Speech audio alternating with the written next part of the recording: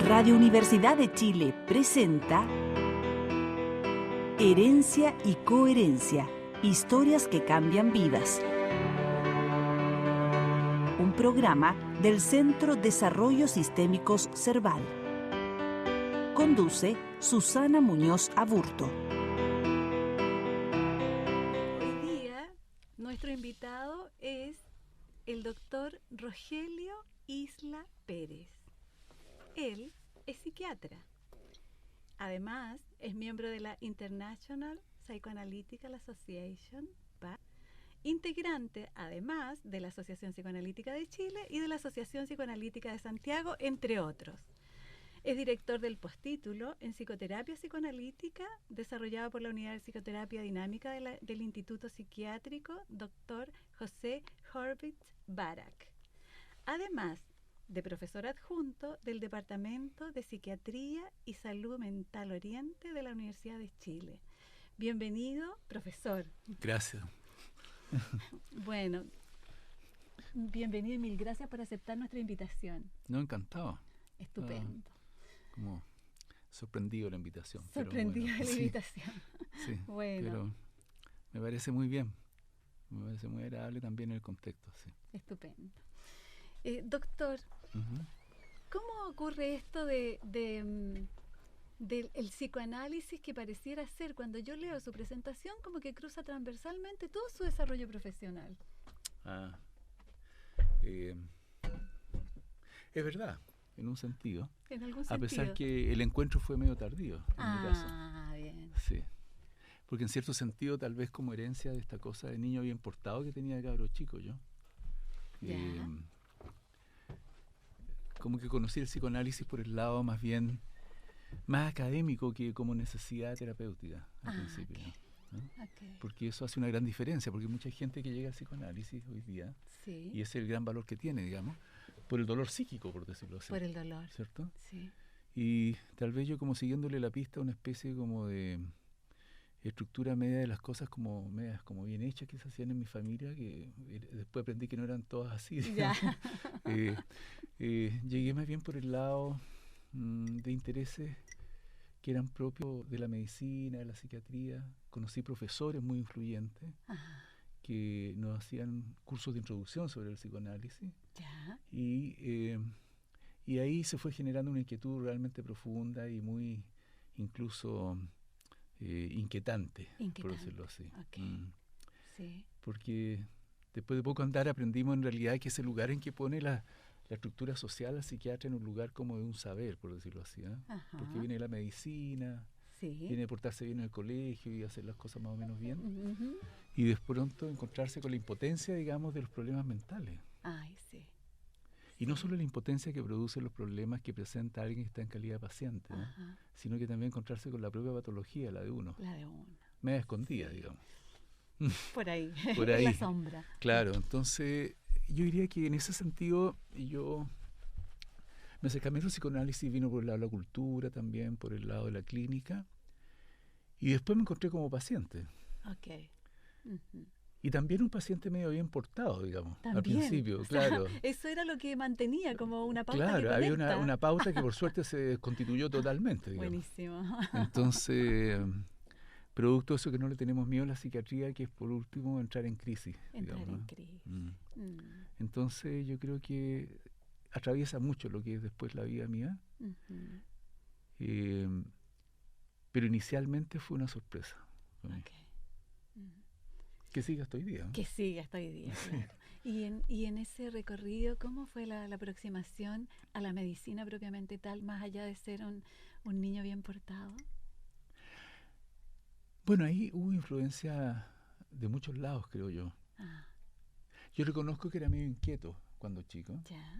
Y me tocó formarme en unos contextos que yo creo que por un lado lo agradezco infinitamente hasta hoy día, digamos. El contexto de mi familia era un ambiente muy, diría yo, con acceso a harta información.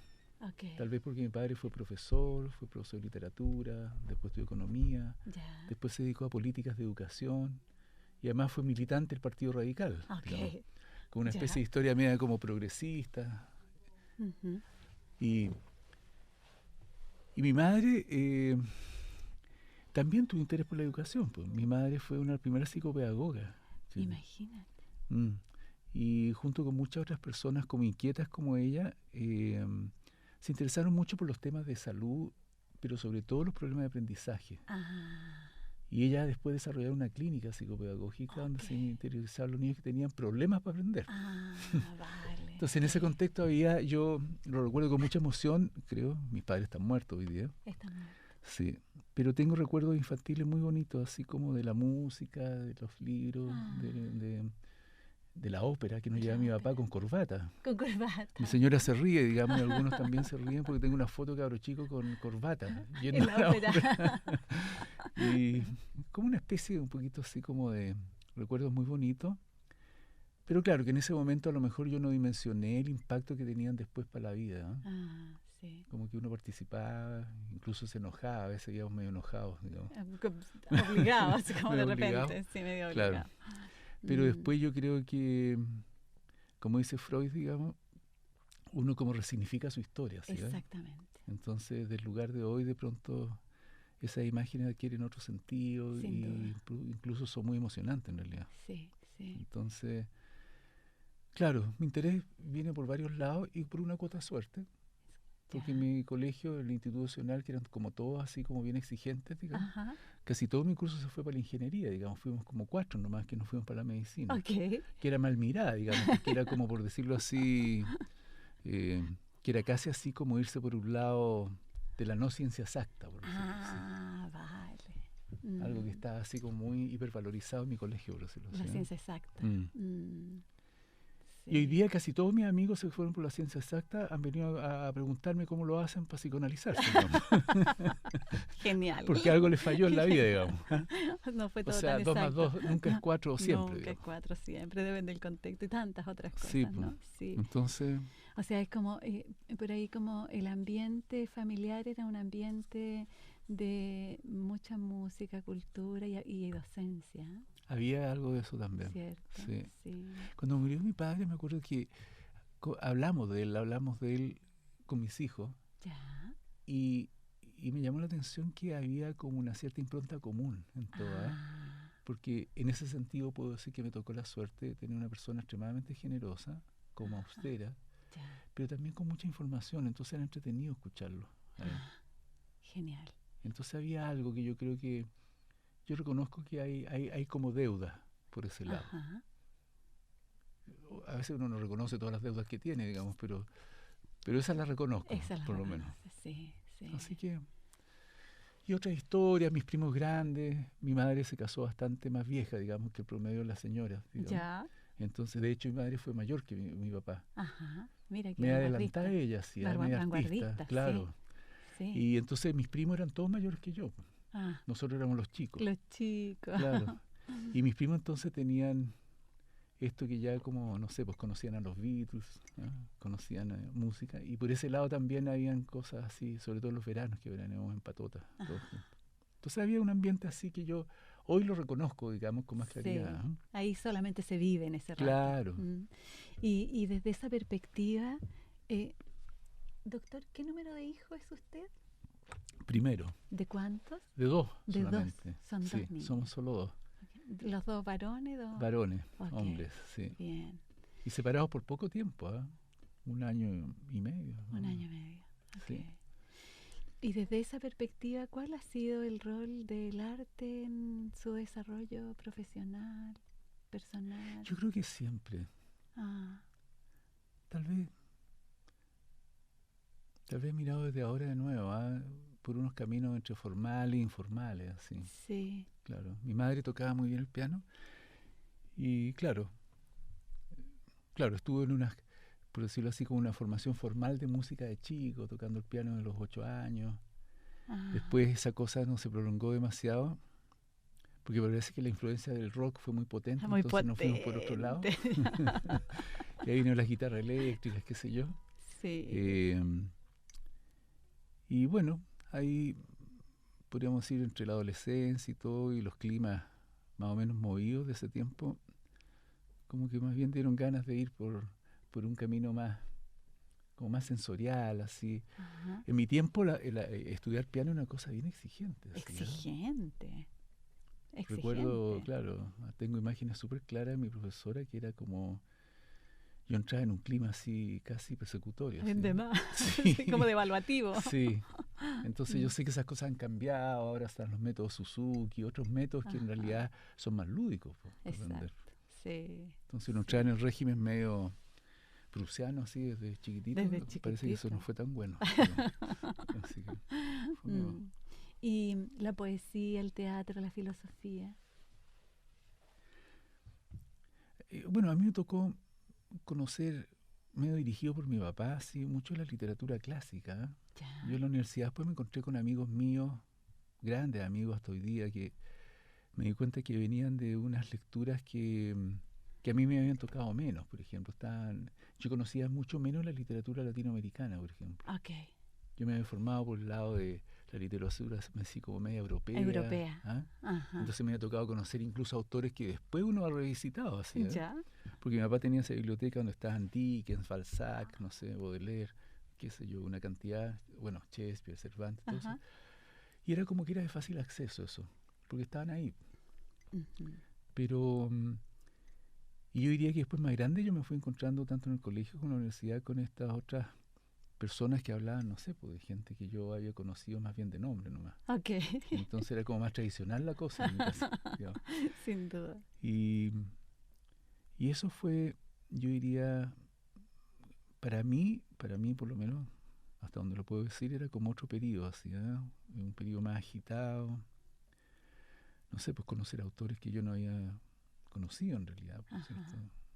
Yo en realidad Cortázar no lo conocía mucho, García Márquez un poco más, Jorge Amado, qué sé yo. Autores chilenos también había conocido mucho porque eran parte de la literatura de mi papá en realidad, me doy cuenta. Entonces yo había leído autores, por ejemplo, no tan conocidos, incluso otros autores medio extraños, medio subterráneos chilenos, medios como Gómez Morel, esa gente así que escribía cosas muy de, no sé, pues de un Chile debajo de los puentes, así, y con una sexualidad muy brutal, digamos, ¿no? Entonces al lado de las otras figuras románticas era como que aquí estábamos en la cochina misma. Entonces, era como el contrapunto, un contrapunto fuerte, en realidad. Sí. Y al lado de la música clásica, mi papá, esta invasión pues, de los años 60, el rock, 70, la sonido, la música chilena también, ¿no es cierto? La nueva música chilena, que en estricto rigor la conocí un poco menos yo. La conocí mucho más en la universidad. Era como... Y tal vez por preferencias musicales también, Sí. Hay música que definitivamente a uno lo emociona y otra que menos. Otra que no le toca el corazón. No le toca. Sí. Exactamente. Y eso pasa hasta hoy día. A mí en la casa me hacen bromas porque tengo ahí música muy ligada con el jazz, que es lo que más me mueve. Y claro, para otros integrantes de la familia le llaman, inventado por una amiga, mi señora, parece que ella fue la que le puso el nombre, le dijo a mi señora que la música mía era estira nervios.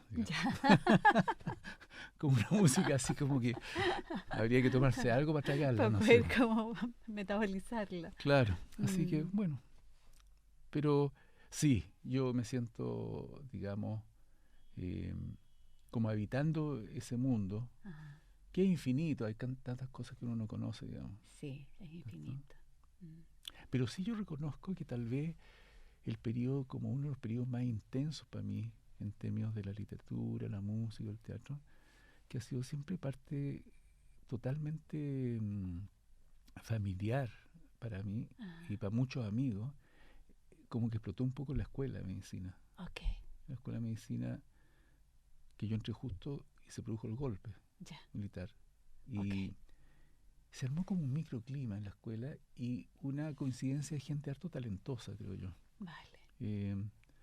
Bueno, hay personas que finalmente son figuras públicas, Marco Antonio Laparre, un dramaturgo chileno, ¿cierto? Somos un entrañable amigo, a pesar que éramos de edades distintas, pero se armaron ahí unos grupos bien potentes y a poco andar como que el grupo hubiera facilitado la emergencia de, por lo menos en mi caso yo puedo decir, por ejemplo, que ahí como que me encontré con la posibilidad de mostrar algo que antes era más privado nomás. Más íntimo. Más íntimo. Y ahí se abre, ¿no? Se abrió. Y yo creo que ahí se produjo como un movimiento cultural, o sea, fue mucha gente la que se atrevió a decir, a tocar, cosas que a lo mejor tocaban en el living de su casa, digamos. Puede ser. Pero nos encontramos con gente súper talentosa. Entonces para mí, en privado, claro, entonces para mí una generación, yo creo, muy grande, amigos entrañables, amigos míos del curso mío. Se armó un sistema, creo yo, que permitía que se establecieron amistades muy profundas, incluso viniendo como de distintos lugares culturales, así. Bello. Sí. Muy bello. Sí, eso me gusta mucho y es parte de algo que nos emociona mucho. Yo creo hasta hoy día recordarlo. Sí. Mis amigos de la escuela entrañables, Jorge Amonde, Pablo Aldunate, Vicente Caroli, amigos que éramos como amigos de carrete, por decirlo así. También fueron amigos que, independientemente que venían de lugares sociales y culturales distintos, encontró algo ahí. Se establece como una zona de convergencia. De convergencia muy interesante, y yo creo que eso nos marcó a todos. Y creativa. Muy creativa. Germán Rodrigo, un amigo mío que venía del Instituto Nacional, que éramos compañeros de curso, por ejemplo, para mí eran distintos amigos que representaban como posiciones distintas. Algunos se subían al escenario y otros participaban de abajo. Desde abajo. Y sin público no había escenario, entonces era como una cosa bien dialéctica, se podría decir así, ¿no? Y por ahí es como, de pronto todos se convierten en protagonistas, ¿no? Sí, yo creo que eso marcó, como a todo el mundo le marca en sus experiencias de vida. Y yo creo que hasta hoy día son lazos así bien como atemporales. Atemporales, sí. Como... Lo que le pasa a mucha gente, que se dejan de ver sistemáticamente, pero uno se encuentra como si fuera ayer. Exactamente, como que están ahí presentes todo el tiempo. Eso lo encuentro bonito yo, de ese periodo. Y eso yo creo que ha marcado también un poco los intereses míos, ya más en términos así de la actividad más, el lugar donde uno podría estar en el lugar más artista que hace una profesión de su talento, digamos, ¿cierto? Sí. Yo tengo amigos que son gente como educada, por ejemplo. Yo toco instrumentos, pero me encantaría tocar mucho mejor, por ejemplo, ¿cierto? ¿Y toco guitarra, piano. ¿Eléctrica? Eléctrica, acústica. Acústica, lo que tenga cara de guitarra, digamos. Y los teclados también, digamos. Medio como jugando así, de repente, investigando. Pero hay gente que tiene, por decirlo así, habilidades técnicas. Tengo amigos de la escuela que son gente con virtuosismo para tocar el instrumento. Sí. A mí me habría encantado haberle dedicado más a eso, pero no da para tanto. No da, sí. Pero yo reconozco ahí algo fuerte en la forma también de situarme en la profesión, así. O sea, en la forma de entender como, no sé, pues esta cosa tan extraña, por ejemplo, en el campo mío de la psiquiatría, el psicoanálisis, donde al final un ser humano común y corriente se convierte como en un agente de salud supuesta para otro. O de hacer algo para desplegar el potencial de salud que hay en las personas, incluso las más, entre comillas, locas. Exactamente, entre comillas. Sí. Eso es como una zona... Sí, eso me gusta. Ahí explorando. Como si fuera un instrumento musical, ¿no? Sí. Yo encuentro que es una bonita analogía esa. ¿Sí? Sí. Hay colegas, por ejemplo, hay investigadores en otras partes del mundo que se dedican, por ejemplo, a investigar, incluso en el mismo grupo nuestro del hospital, este grupo que yo estoy a cargo, que se llama Unidad de Psicoterapia Dinámica, que este año cumple 30 años de existencia. ¡Qué lindo! ¡Feliz cumpleaños! Un cumpleaños. Sí, interesante. Sí, interesante, porque un grupo... Para mí medio difícil de definir, porque también ha ido teniendo integrantes, un grupo abierto, hay gente que ha ingresado, después otros se han ido buscando como sus propias, digamos, rutas que le hacen más sentido. Sí. Pero lo medular del grupo yo creo que algo ha tenido que ver con que yo creo que a la larga ha sido un grupo como respetuoso de los intereses individuales, así. Perfecto. Entonces... como tratando de dejar espacio, digamos, a pesar que a veces los espacios son conflictivos, porque frente a un mismo objeto podemos tener opiniones tan distintas. Completamente. Sí. Y no sé, pues Claudio Martínez, por ejemplo, un integrante de nuestro grupo hace muchos años ya, junto con Alem Katomisic, investigan sobre el rol de la voz, por ejemplo. en la relación terapéutica. Okay. También he estado investigando sobre las expresiones faciales, por ejemplo. Ya, el rostro. Claro. No solamente el lenguaje en su estructura formal, que es un tema que a mí me interesa mucho. Ajá. Entonces, eso algo tiene que ver con estar abierto así como a los sonidos, a las imágenes. No solamente una estructura muy formal para investigar. Perfecto, sí, lo entiendo. Y eso yo creo que le da como motivación. Y además es tremendamente creativo, ¿no? Yo creo. Sí, porque es como la vincularidad finalmente. Claro. Entonces yo creo que ahí, por lo menos hasta donde yo lo puedo decir, sí, yo creo que esa pregunta que tú me haces, yo creo que no siempre uno la tiene consciente, ¿no es cierto?, de cómo uno lo tiene dando vuelta, pero yo creo que cuando uno reflexiona un poco, yo creo que todos nos damos cuenta cómo esa experiencia en un campo artístico, podríamos decir, ¿no?, gravitan, ¿no?, sin darse cuenta de la manera como uno mira o se puede sensibilizar con una experiencia, ¿no? Son como melodías latentes. Claro. Es interesante eso. Sí. Sí. Hay harta investigación sobre eso, ¿eh? Hoy día en el campo de investigación analítico, sobre todo, la clínica y la psiquiatría, que es un campo vasto, sí. Sí. Entonces yo creo que hay influencias, sí, de todas maneras. Sí. Doctor, entremos en esto de locos entre comillas. Ya. ¿A qué se refiere?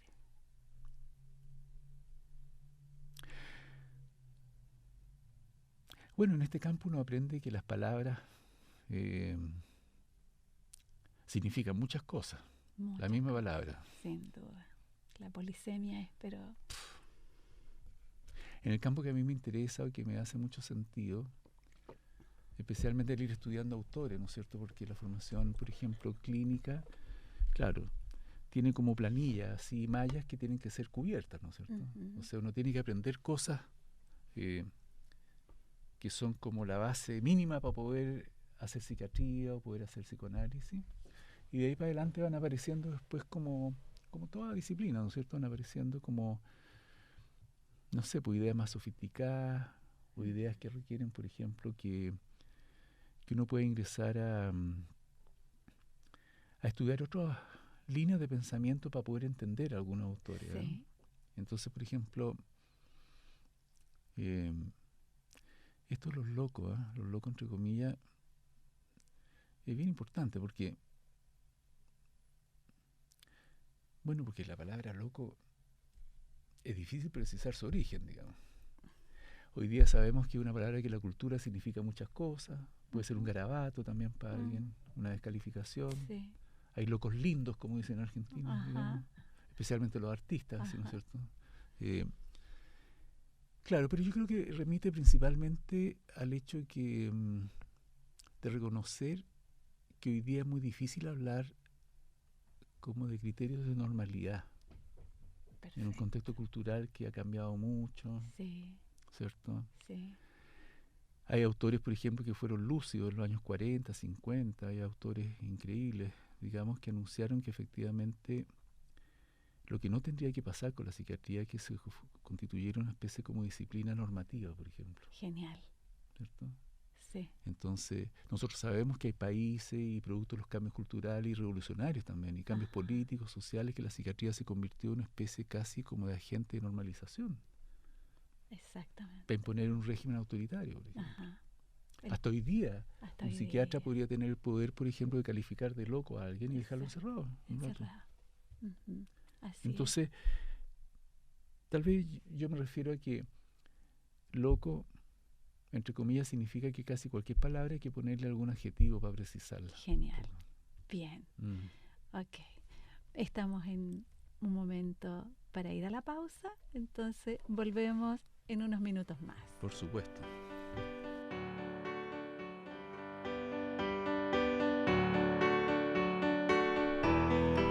Bueno, estamos de vuelta y doctor Isla, el tema de la locura es un tema hondo y amplio, ¿cierto?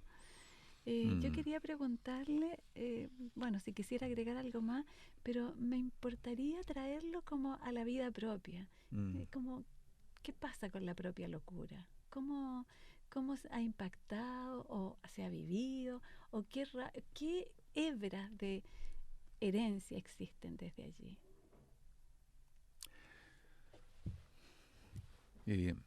Pensando en la herencia, no como la herencia genética exclusivamente, sí, más lógico. Epigenética o transgeneracional. En mi caso, genética también, diría yo. Ajá. Porque yo cuando estaba haciendo la beca de psiquiatría, lo cual significa empezar a entrar en una especie de cercanía muy grande, ¿no es cierto? Sí. Porque estar ahí con pacientes hospitalizados, estar en un contexto tan variado, por un lado una curiosidad muy grande, pero por otro lado era una angustia muy grande. Angustia. La estructura de formación de la escuela de medicina yo creo que ha cambiado ahora un poco, pero creo que tienen déficits fundamentales en términos de ayudar a generar una mente como más reflexiva y no tan reproductiva. Okay. O sea, una crítica que le hago yo hasta lo que yo conozco en este momento. Yo me muevo en un ambiente académico. Todavía existen así como trazos, por ejemplo, como de fomentar una fuente de conocimiento enorme que es necesaria. Sin duda, ¿no es cierto? Sin duda. Pero, como dice Lacan, un pensador, ¿no es cierto?, un psicoanalista, para mi gusto, una de las mentes mayores del siglo pasado, así, ¿no? Freud, Marx, Nietzsche, Lacan, Einstein, Deleuze, Foucault, personas que generan movimientos sorprendentes. Sorprendente.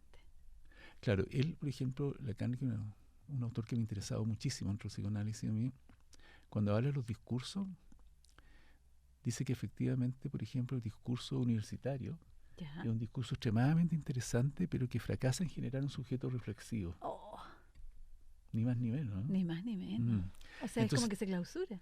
Lógico. Entonces estamos llenos de gente sabia en el sentido reproductivo, ¿no es cierto? Reproductivo. Y esa sabiduría de repente se confunde con algo así como una postura de conocimiento que puede ser tremendamente influyente y que a veces toma forma perversa en la clínica, ¿no es cierto? Cierto. Porque ese médico que sabe puede tener una potencia y una capacidad seductora brutal sobre alguien que podría quedar como súbdito de él. Exactamente. ¿Cierto? Cautivo. En una especie, digamos, de relaciones que se pervierten desde el punto de vista del psicoanálisis. Desde el punto de vista Entonces, la perversión no es solamente la perversión sexual, ¿cierto? Sino que esa dimensión donde no permite que emerja un sujeto con un cierto aire de libertad, incluso capaz de contradecir la autoridad. Exactamente. ¿Cierto? Sí. Porque ya sabemos, los seres humanos no hemos cambiado tanto en 2000 años. Hay ciertos temores de fondo y ciertos deseos de fondo que parece que son los mismos. Son digamos. los mismos. Entonces, ahí se produce una hendidura, digamos, ¿no es cierto?, entre algo que permite entender por qué, por ejemplo, una disciplina como el psicoanálisis emerge la cultura en un momento de altísima represión cultural. Cuando uno entiende, por ejemplo, que la revolución freudiana es una fractura de ese sujeto cartesiano medio omnipotente, ¿no es cierto?, que tiene éxito. Sí. Porque finalmente andamos en avión, hay máquina a vapor, hay teléfono, o sea, hay una lógica, por decirlo así, del conocimiento objetivo, que no necesariamente ha significado más felicidad para las personas. No necesariamente. ¿No es cierto? Entonces, lo de la locura, yo lo veo ligado, por ejemplo, en mi caso, con que yo llegué medio cartesiano a la psiquiatría. Entonces yo me pillé leyendo lo que pillaba, ¿no es cierto? Claro. Entonces texto de esto, lo otro, y además algunos profesores a uno le preguntan sobre el texto. Además. Claro, pero me tocaron profesores importantes también. O sea, yo reconozco, y eso lo hablábamos con mi señora hoy día, ella dirige la unidad de trastorno de personalidad en el hospital psiquiátrico, y lo que yo encuentro notable que ella ha hecho es que en vez de seguirle la pista a los textos que vienen escritos de por allá, por ejemplo, ellos han creado una experiencia que de la experiencia inmediata ir generando, ¿no es cierto?, otras historias. Otra forma de recibir a los pacientes, de conocerlos. Y a mí me gusta mucho lo que ellas hacen. Sí. La reto siempre porque digo tiene que escribirlo más y publicarlo más, digamos, ¿cierto? Entonces, de todas maneras, eso yo creo que da cuenta de algo que para mí es simbólicamente muy representativo, porque a nosotros nos tiran a los leones, diría yo, en la medicina, con los pacientes, como en cierta medida sustentado por estos conocimientos adquiridos. Y yo creo que mucho menos expuesto al choque brutal que es el desconocimiento en que un paciente lo deja a uno. Exactamente. ¿Cierto? Sí. Entonces yo tuve una angustia muy grande con los locos, por decirlo así. Ya. Y después me di cuenta que mi angustia también tenía que ver con lo que el psicoanálisis se encargó de mostrarme después, ¿no es cierto? Ajá. Que yo tenía una motivación grande por la locura porque yo tengo un hermano loco. Okay. O sea, mi hermano siendo una persona brillante, encantadora, músico, talentoso. Ajá. O sea, una especie de partner que tenía. Ya. En la escuela de ingeniería se psicotizó. Okay. Y de ahí entonces entró en un camino absolutamente distinto, que fue un dolor familiar enorme. Entonces la locura nos tocó, por decirlo así, en términos formales, profundamente. Profundamente. Claro. Y yo, con mi proverbial tendencia a la negación, digamos, negación impecable. claro, creyendo que tal vez iba a entender la locura leyendo mucho, digamos. Okay. Incluso recuerdo yo que, a lo mejor él no se acuerda, pero yo me acuerdo de un gran y querido amigo mío de la Escuela de Medicina, Juan Pablo Ordunate, que una vez estábamos en mi casa, estábamos estudiando, o estábamos tomando, no tengo idea, tomando un café, no sé. Ajá. Y él, que se autocalifica como una persona que podría estar muy distante de la psiquiatría, porque son temas que parece que a él no le producían, digamos, lo que me producía a mí o a otros, digamos. Pero me acuerdo que él fue el primero que me dijo, oye, está medio loco tu hermano, me dijo. Ya. Y él me lo dijo a mí, siendo que yo tenía amigos psiquiatras, mi papá era un gallo oculto, un tipo que podía reconocer cosas, mi mamá había trabajado con niños con problemas. Entonces eso a mí, después yo me acuerdo y digo, bueno, eso muestra que cuando uno está inmerso en un clima, mirar de afuera parece que es bastante interesante. Es interesante, se ven otras cosas. Se ven otras cosas. Sí. Entonces a lo mejor esa familiaridad, no sé, Fernando Lola, me acuerdo de un profesor, gran profesor, ¿no es cierto?, de neurofisiología, decía que a lo mejor de lo último que se da cuenta el pescado es del agua. Genial. Porque uno navega ahí, ¿no es cierto? Y no se pregunta eso que al mismo tiempo es lo que lo constituye, ¿no? Exactamente. Las familias tienen esos problemas. Tienen eso. Las culturas familiares tienen una serie de códigos y como de cosas que un externo diría que cosa más loca, pero el interior parece que es el agua con que navega el pescado. Es el agua con que navega el pescado. Entonces, se respira. Mi impacto, claro, es lo que permite también respirar. Entonces, claro, a mí nos tocó hondamente, ¿cierto? Sí. Y después yo me di cuenta el impacto que eso había tenido tal vez como para preocuparme o para interesarme por la psiquiatría. Okay. Que sería ya en ese sentido, analíticamente hablando, una motivación inconsciente. Una motivación inconsciente, claro, sí. ¿cierto? Sí. Y ese paso de pasar a explicarse las cosas de una manera intelectual o de una manera, digamos, como descansando en los libros, a encontrarse con el dolor y desde ese lugar conocer otras cosas. No, yo creo que eso fue muy impactante. Impactante. Sí. Tremendo. Y ahí uno se encuentra con discursos distintos, entonces uno empieza a leer otras cosas y a encontrarse con la música de nuevo. Me acuerdo que ahí me encontré con un músico que yo nunca había escuchado seriamente, que era Thelonious Monk, un gran yacero norteamericano, que era esquizofrénico. Imagínate. Y que terminó loco, ¿cierto? Como muchos, digamos. Como muchos. Pero a mí que me gustaba la música, el piano, simplemente me impactaba escuchar porque era simplemente una novedad. O sea, cada acorde, cada escala terminaba en algo totalmente inanticipable. ¡Ay, como impredecible! Impredecible, ¿cierto? Sí. Entonces... una novedad. Una novedad, ¿cierto? A mí no hay nada que me latee más en la música, sobre todo, que la repetición. La repetición. Entonces, por eso a veces discutimos con mis amigos, a veces en mi casa. Ajá. Yo no niego que hay música maravillosa y que a uno lo puede poner a bailar al tiro, digamos. Pero más íntimamente yo diría que tal vez como esos locos hacían, o como decía George Vaillant, el autor de Los trastornos de personalidad, en un libro que en ese tiempo se llamaba Friedman y Kaplan, un texto de psiquiatría, decía que si no fuera por esos que hoy día calificaríamos de trastorno de personalidad, no sé, pues no tendríamos santos, músicos, revolucionarios, ¿no es cierto? Sí. Entonces, por eso que desde esa perspectiva la psiquiatría se ha constituido una disciplina que yo creo que en ese sentido yo la veo como más humilde. Humilde. Y menos normativa. Sí. Para mí la locura, podríamos decirlo así, no le tenemos mala en la psiquiatría. Son mis pacientes más locos los que de pronto a mí me han cuestionado en mi función. Perfecto. Y como que echan a rodar así ideas que a veces uno a veces ni las piensa tan bien y más bien se encuentra en un sueño. Exactamente. ¿Cierto? O en algo que... Entonces, yo creo que el concepto de locura hoy día evidentemente algo que es muy distinto. Yo veo que más bien hoy día hay más preocupación por un equilibrio psíquico que por una idea de normalidad. Perfecto. ¿No es cierto? Sí.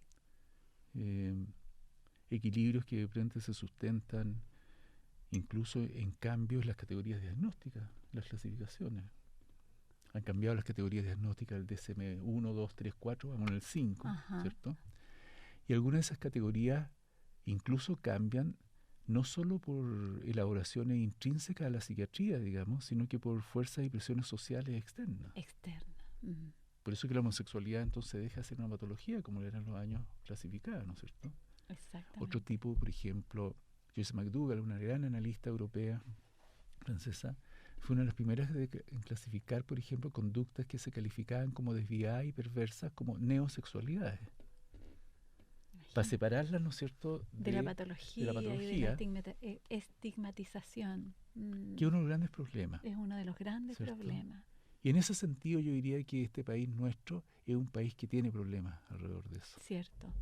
O sea, la psiquiatría lo hace muy evidente, el psicoanálisis, ¿para qué decir? Así Sí. que locura es una palabra que yo creo que significa muchas cosas. Creo que requiere una profundización constante y de fondo un respeto tremendo, muy grande. Porque sea como fuere, es como las personas locas, entre comillas, son las que se atreven o las que de alguna manera atravesaron los bordes. Totalmente. Y yo agregaría, con lo que tú acabas de decir, me vino un recuerdo. Cuando yo recién me recibí de psiquiatra, un gran profesor nuestro de psiquiatría muy influyente, que es Mario Gomberov, ¿cierto? Sí.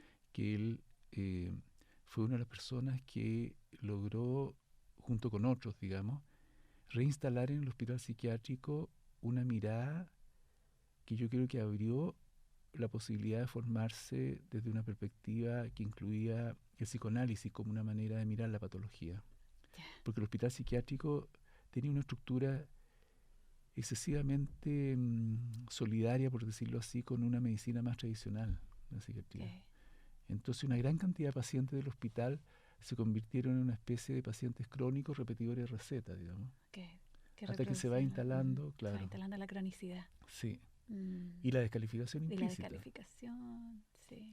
Y él, me acuerdo que nos pidió a un par de colegas, Roberto Ruiz y a mí, trabajar un tiempo en el departamento judicial del hospital. Ya. Que era el lugar donde llegan, imagínate, personas locas y delincuentes. O sea, como lo que la sociedad no quisiera saber, una cosa así. No quisiera ver y ni mirar nunca. Ahí aprendimos demasiadas cosas. Pero una de las cosas que aprendimos en relación, por ejemplo, a esto de la locura, era discriminar, por ejemplo, la locura, que yo te diría que esa experiencia judicial fue brutal, porque lo hicimos en conjunto. Bueno, Roberto es una persona muy ordenada, mucho más ordenado que yo. ¿Ya? Tenía una lista, creo que hicimos más de 4.000 peritajes, creo. Y yo te diría que la gran mayoría de las personas que delinquen no eran locas. O sea, más bien al loco había que protegerlo. Había que protegerlo, claro. Entonces ahí me permitió diferenciar entre la locura como un significante que podría significar amenaza social, ¿cierto?, de la persona que le hace daño a otro. Que es algo bien distinto. Muy distinto. Sí. Así que la locura, somos amigos de la locura. Genial. Más bien dicho. Genial, sí. Y en esto de la angustia que el contacto, el choque con la locura va generando, me surge preguntarle sobre los duelos.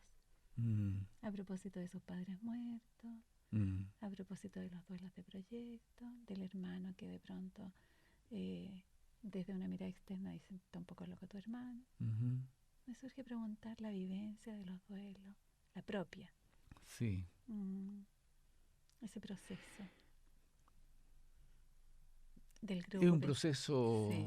También pensé en el grupo universitario. También, sí. Que pensé que de alguna manera el grupo universitario se replica en este grupo en el donde trabaja. Sí, de alguna manera. De alguna manera.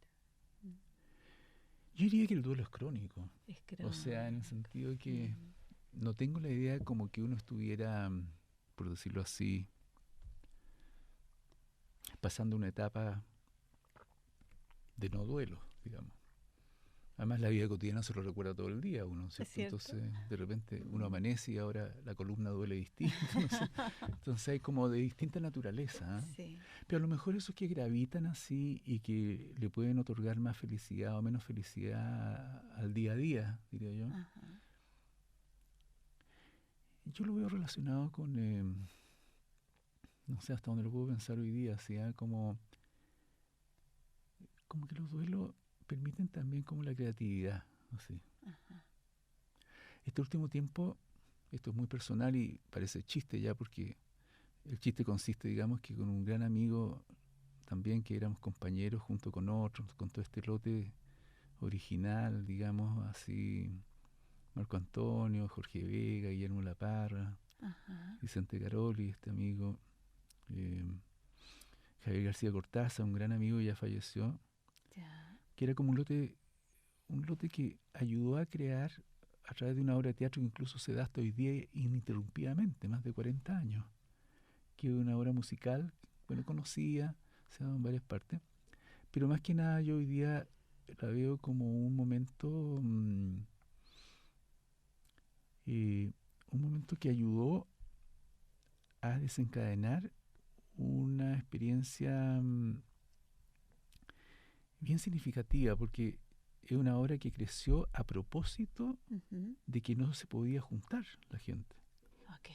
O sea, era algo como, fue inicialmente, me acuerdo que nos juntamos en la casa de Guillermo Laparra, por ejemplo, pensando inicialmente como un pequeño acto para recibir a los mechones, una cosa así.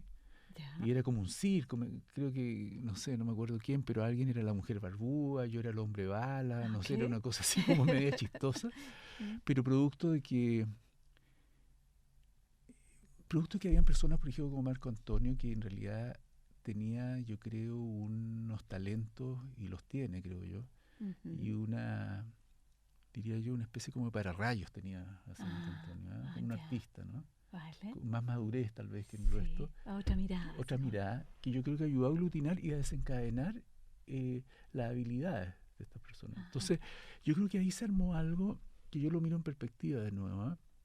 Que ayudó como a sobrevivir un ambiente que fuera de la escuela era otro clima. Era otro clima.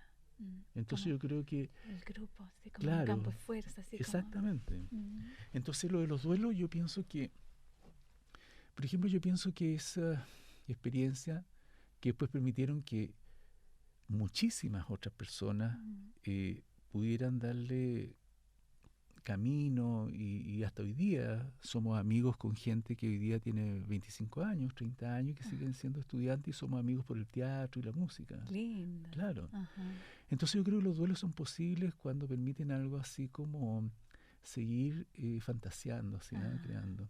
Y esto se concretó en una experiencia ahora que con el empuje y el talento de Vicente se concretó ahora en una película. ¿Ya? Que jamás pensamos que iba a tener las características de una película profesional, digamos, y que esperamos compartirla con toda esta gente, con todo lo significativo ahora luego, digamos. Genial. ¿Y cómo se llama? La película se llama El Acróbata. El Acróbata en el túnel. En el túnel. Claro, y que tiene que ver con un guión de teatro de una obra que hicieron dos grandes amigos, también Owen Korn y Selima Vara, el año 84, y que a mí me tocó dirigirla en esa oportunidad. Una obra de teatro, corta, pero sobre esa obra se reescribió un guión y ahora se hizo una cosa que tal vez suena bien personal y bien autorreferente, es decir, a hablar de esto, digamos, pero bueno, estamos hablando de eso, digamos, pero yo creo que es como algo ligado con los duelos. Es como algo que para mí tal vez como una de las formas que los duelos como que restituye algo amoroso, ¿sí? Que no solo la pérdida, sino que permite seguir viviendo, ¿sí? Sí. Eso yo lo encuentro interesante y esos conceptos ya vienen desde Freud, no sé, muchos pensadores, digamos, ¿no? Sí. Porque ¿cómo podría uno renegar, digamos, del término de las cosas? Lacan nuevamente dice que el ser humano se las tiene que ver con dos cosas, digamos, con su destino sexuado y mortal. No sé cómo se podría refutar eso, digamos. ¿Cierto? Y entre medio uno hace todo tipo de peripecias, digamos, acrobacias, engaños y todo tipo de cosas para para ver cómo se las bate uno para ver con cómo eso. se las bate. Y yo no puedo dejar de asociar el acróbata en el túnel con el canal del parto, del nacimiento. Bueno. Y ahí está la vida y la Estás muerte. invitada a la vida y vas a ver que las cosas transitan por zonas de esa naturaleza, digamos. Genial. Sí. Entonces, sí, los duelos, muy importantes. Y yo creo que los duelos ayudan a construir una actitud también como de más respeto también. Sí. Que es un tema que a mí me choca mucho cuando escucho como que es como cambiarse de área, pero no sé por qué lo asocio, por ejemplo, con algo que es necesario. Me acuerdo que Ricardo Caponi escribió un texto sobre un duelo pendiente en Chile. Sí. ¿Cierto? Y era bien interesante. Y a pesar que hay cosas que a mí me hacen más sentido y menos sentido, él tomó ahí algunas ideas que yo le encuentro que son bien universales. Sí. O sea, Chile requiere reconocer la historia, ¿no es cierto? Sí, resignificarla para poder respetar al otro. Así es. Yo fíjate que encuentro que Chile está convertido en un país muy irrespetuoso. Y eso ya es entrar en otro campo, pero yo lo veo ligado con los duelos. Como algo que falta. Como así. que falta. Como que se ha perdido el respeto por los duelos, por las pérdidas. Sí. De todo tipo. De todo tipo. Pero un tema bien amplio ese, digamos. Tremendo. ¿No es cierto? En lo personal, a mí, yo pienso que es un proceso crónico, así, de ir conciliando eso que uno creía que iba a ser y que de repente se da cuenta que no es así. Que no es así. ¿Cierto? Sí, está en la poesía de Gabriela Mistral, están los textos, no sé, de Baudelaire, están los textos de Rimbaud, están los textos, ¿no es cierto?, de Shakespeare. Sí. Yo tengo amigos que están interesados en eso porque, no sé, esas figuras que son como excesivas, así, uno piensa en Shakespeare, en Cervantes, como que hubieran sido, no sé, psiquiatras universales, no sé. Es como que si los psiquiatras fueran artistas universales. Hay algo así, ¿cierto? Encuentro yo. Guardando las proporciones, tal vez, pero creo que es una aspiración en realidad. Sí, una aspiración. Y reconocer también como las continuidades. Eso hablaba con mi señora hoy día en la mañana. Como reconocer, por ejemplo, que uno es heredero de algo.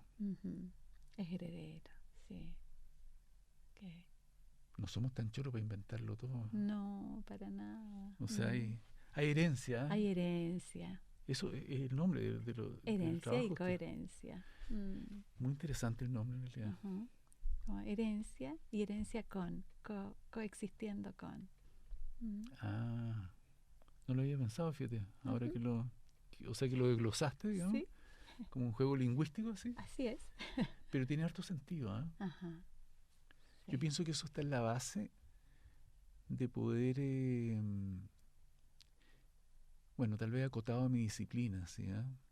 Como poder reconocer que eso que aqueja a las personas, eso que a uno lo hace sufrir de repente, es como una dificultad para reconocer la historia, ¿sí? El aislamiento. Sí. Bueno, y ahí quería enlazar con otra pregunta. El silencio.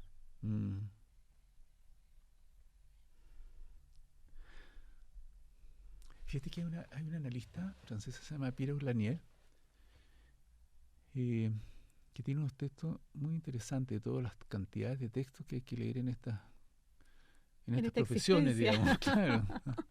Pero me acordé por lo que tú dijiste, que se llama el derecho al secreto, por ejemplo. En un contexto cultural donde supuestamente, por ejemplo, la noción de verdad se supone que es casi como un antídoto para la enfermedad. Sí. Y ahí yo creo que en ese sentido pienso que me ha hecho sentido a mí, que por ejemplo que eso de entender cómo se constituye una posibilidad de vida, por ejemplo, de vida en este contexto de significación que es la cultura, ¿cierto? Porque ¿cómo acceder, por ejemplo, a una situación de vida donde, igual que en la música, hayan silencio, así, para escuchar las otras notas, porque si no sería muy extraño. Muy extraño. El silencio es muy importante en el campo del psicoanálisis, por ejemplo. A lo mejor tú debes saber, por ejemplo, de que hay muchos chistes al respecto, ¿no es cierto? O sea, nosotros hacíamos chistes y sketches, digamos, pero están, no sé, pues, en los textos de Quino, hay, no sé, una cantidad de libros donde tradicionalmente el psicoanalista se comparaba con una persona que estaba así, que miraba y solo decía, Entonces que el paciente habla, el psicoanalista no dice nada, por este lugar originalmente interpretado así, de la supuesta como neutralidad completa del analista, digamos. Como alguien que no expresa ni se devela a sí mismo como persona delante del paciente para facilitar la proyección de tu mundo mental. Como la pantalla en como blanco. La pantalla en blanco, claro. Sí. Pero bueno, esas cosas han cambiado y han habido cambios dramáticos en realidad en una forma de concebir la escena analítica. Me vino a la mente porque el silencio, yo pienso que es ético en la medida que instala la posibilidad de que aparezca el otro como sujeto. Así. Perfecto. ¿Cierto? Okay. Interesante. Sí, yo encuentro que, porque cuando aparece el otro, el analista, el psiquiatra, el médico como sujeto, aparece alguien que no está completo. Es decir, no es alguien que sabe todo, sino que alguien que podría dudar, por ejemplo.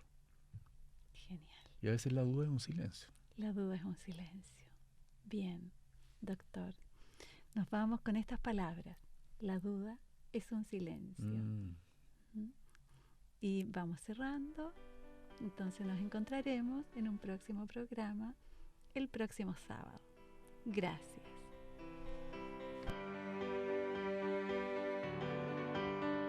Radio Universidad de Chile presentó